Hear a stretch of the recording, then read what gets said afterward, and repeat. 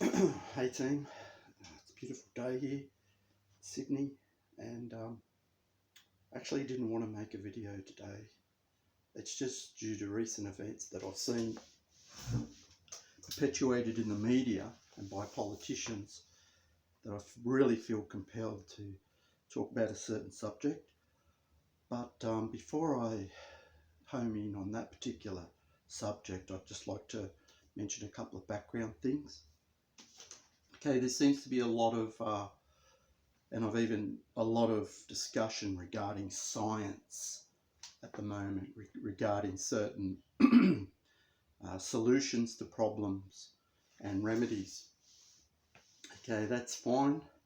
I never was really a sort of a science follower in my former years, but regarding my network of sustainability sites, I have become more interested in science with regards to innovation and particularly climate science.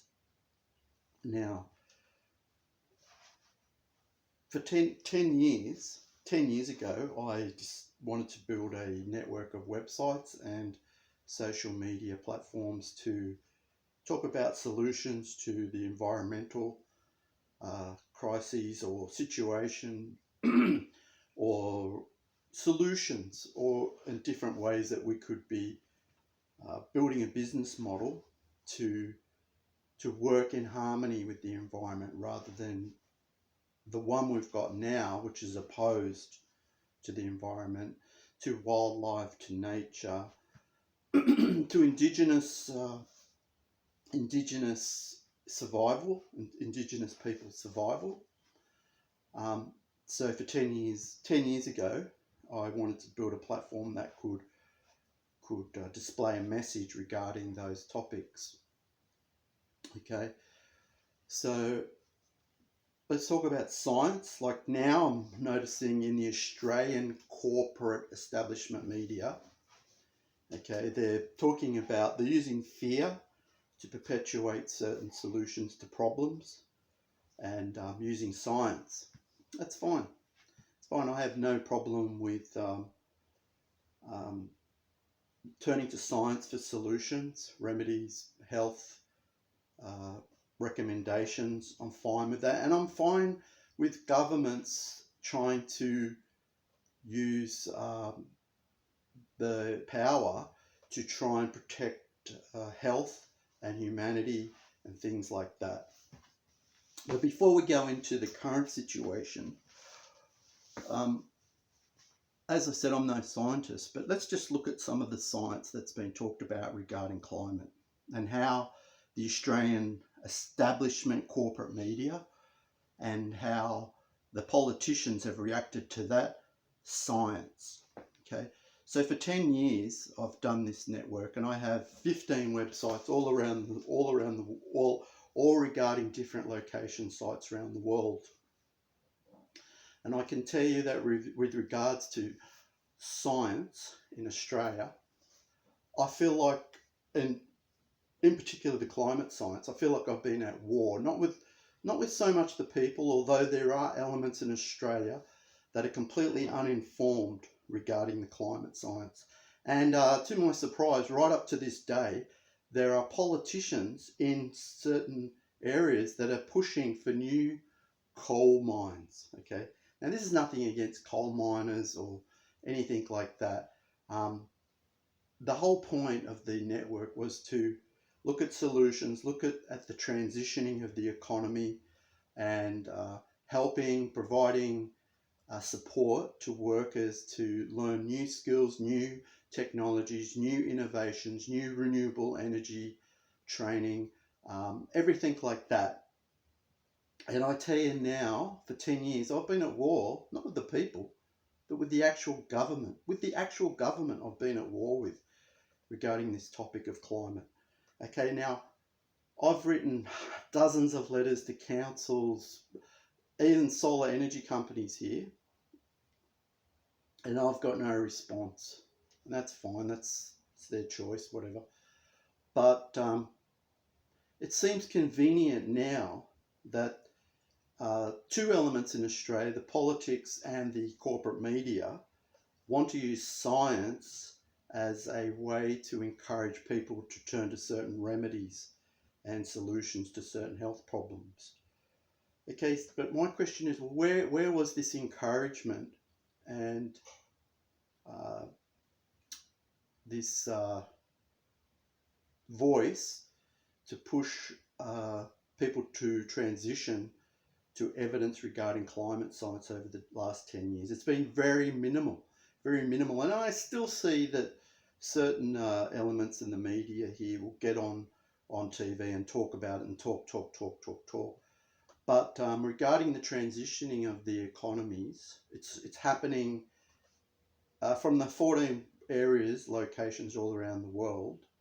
From what I see, the economy is fastly being transitioned away from fossil fuels to the point now where legal parameters are being set up to penalise and boycott certain nations who don't want to follow the science regarding climate change evidence. Now, I'm no scientist, but I have researched the evidence. I've looked at dozens of discussions from climate scientists around the world, and it's very easy. The science is very easy to understand when they explain it in talks and lectures. It's very easy to understand. So I've looked at lines of evidence regarding climate change that are not as regards to the current scientific solutions about health. They're not just months or years. This science is decades, hundreds of years old. In fact, it's thousands of years old. The evidence that is discussing climate change. Where's all the encouragement? Where's all the zeal from the politicians, from the corporate establishment media to encourage transitioning to that science? Well, there's none. Well, there's very minimal. And in fact, as I said, that right to this day, there are ministers in certain senators actually that are still pushing for new coal mines right to this day. Okay, there are what I have to discuss is any business model that is based on the high volume of audience rather than the quality of content, as it is with media and politics. You have to question the motives. It's just common sense. But anyway, I'm not going to ramble on too long. Okay, what I do want to mention is that not only when I wrote all these letters to ministers and got certain companies in Australia, based in Australia, regarding solar renewable energy, none of them have wrote back. That's fine. But, okay, forget about the science. You don't believe the science? That's fine. Okay, just just consider this, the plastics problem, all right? I sent a petition to a minister with 300,000 over 300,000 signatures regarding a major retail outlet here in Australia to encourage them to reduce the amount of plastic. Okay, that was like 3 years ago. Okay, in that time, these major retailers have not only did this minister ignore that, that's whatever, fine, but the retailers have now increased the amount of plastic in their shops. It's gone astronomical amounts of plastic, disposable plastic. Okay, okay, if you don't want to follow the climate science, what about that one thing with plastic? Okay, it affects everybody. The plastic it pollutes everybody's world, regardless of whether you believe in science or not. Why haven't the politicians taken action and zeal to try to establish a better plastics or recycling supply chain in this country? Why haven't they used that zeal to do that? Just that one thing. Okay, it's unfortunate, but at the moment, a certain health crisis is being used to smokescreen all types of science in other areas. But I can tell you this, the climate science, climate change will affect way more people than any pandemic. It's already affecting people now. It's on the top of that, the entire geopolitical situation of the world now is currently changing. There's all the traditional trade arrangements, but they're not going to mean much soon. I don't care what anyone says, what any economic expert says. I can tell you that from my 13 websites and the research that I do regarding those websites. The entire geopolitical situation, trade arrangement is changing. People are waking up. People are seeing that this current economic business model is not serving our needs, is not serving in the interests of our young people. It's just failing. Okay, there are certain things, yes, there's certain advances in technology and innovation that may seemingly appear that life is easier. That's true. But in the overall scheme of things, the business model that we have is not sustainable. Okay, so I just want to finish on this point regarding the certain science that politicians and the establishment media are using to encourage young people to take a certain course of action. I can tell you this, there's just no way when I was 20 or 19 years old that anybody would have encouraged me to take a certain health injection based on evidence that is only like months old, and which is showing to me to not have. They're saying that it is having an effect, but according to my own personal gauge, I don't think it's convincing enough. And I can tell you now, there's just no way, and I can probably speak for all my contemporaries of growing up on the beaches here in Australia, that 9 out of 10, I can say that they wouldn't have taken it either. So what I'm just saying to the young people is, I don't want to encourage you one way or another. I'm not a health expert. I'm not a doctor. But I think you should think about that, and you should talk to your parents and your doctor, your own doctor who knows your own situation. And I don't know, just think about these elements in our society that depend on a high volume of audience in their business model, like media, like politicians. And it's, in the end, it's your personal choice. But I can tell you this without one iota of doubt, that none of these establishment, none of these corporate companies, none of these pharmaceutical companies, which is another topic I could go into. If you knew what some of these pharmaceutical companies have been doing to the people on their own home soil as regards, say, the US, how they've been treating their own public, overpricing medication. Thousands of people over there have gone into bankruptcy just trying to keep up with their medical bills. But that's another topic for another day. But if your level of decisions is based on these elements of these types of people that rely on a volume for their business model, like media, like politicians, for their success, well, then you've got to, I think you should reassess your moral decision guidance tool, because I can tell you this, as I said, none of these elements were interested. For example, in the 11,000 climate scientists who signed a submission to the United Nations regarding climate change, none of them have pushed it, none of them have talked about it, none of them have been interested, none of them have encouraged, say, the diversion of our public funds away from the fossil fuel companies to transition, to help workers in mines, in fossil fuels, get new skills. None of them are interested in that, but all of a sudden now they're interested in your future. Okay, this planet is your future. This planet is your future. And how much effort are they putting into the science regarding that. Well, it's very minimal. In fact, Australia is at the bottom of the is at the bottom of the queue.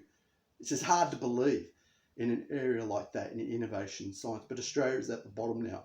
So I'm just saying, yeah, just look at the whole big picture. Look at the motive. Look at the track record of these types of people that are encouraging you to do things that based on months or maybe a couple of years of evidence. Anyway, that's all I want to say. But I can tell you, I wouldn't have taken anything like that when I'm as your age. Look at the evidence. What are the amounts of evidence? The data. What is the data showing regarding people in your type of demographics, in your circumstances, in your age group? What kind of evidence is there? Look at that. Anyway, that's all I want to say. I'm quite angry at the moment. I'm just very angry. I just watched a senator stand up in Queensland and push coal mines, and he thinks he's a good guy because he's going to help the workers there. But unless Australia is completely prepared to cut the rest of the world off economically and trade, tourism, and things like that, unless Australia is prepared to do that, and you want to burn these old fuels and just get rid of them. Help these companies that have lied. You know what some of these companies have do? They funded the murder of some of the environmentalist scientists in poor countries. Like where's the politicians? Where's the zeal then? Where's the science zeal then? It's unbelievable what's happening at the moment. I really feel for you young people.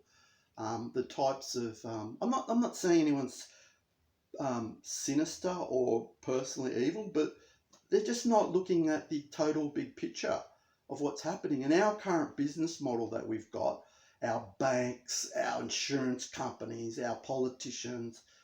Oh man, I just feel really sorry for you young people. The types of people that are controlling the narrative here. It's really sad.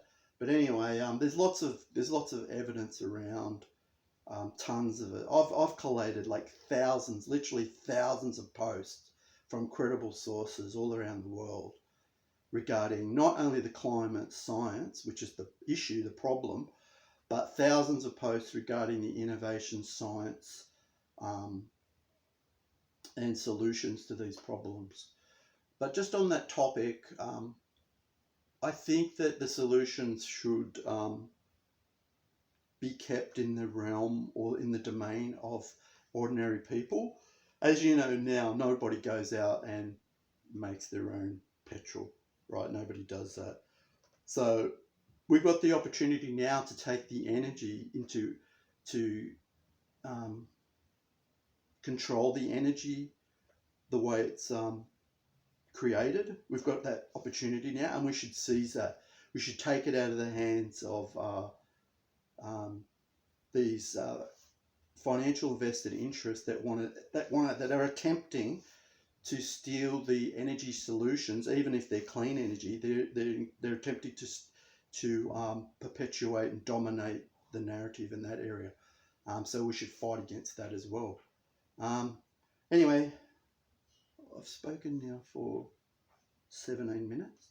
I only wanted to make a quick video, but I just felt compelled to make this video at this moment, and hope you can take some of this on board and use it for your own advantage in whatever area. And so this is Green to Stay Eco, Footy, signing out. Make eco fun.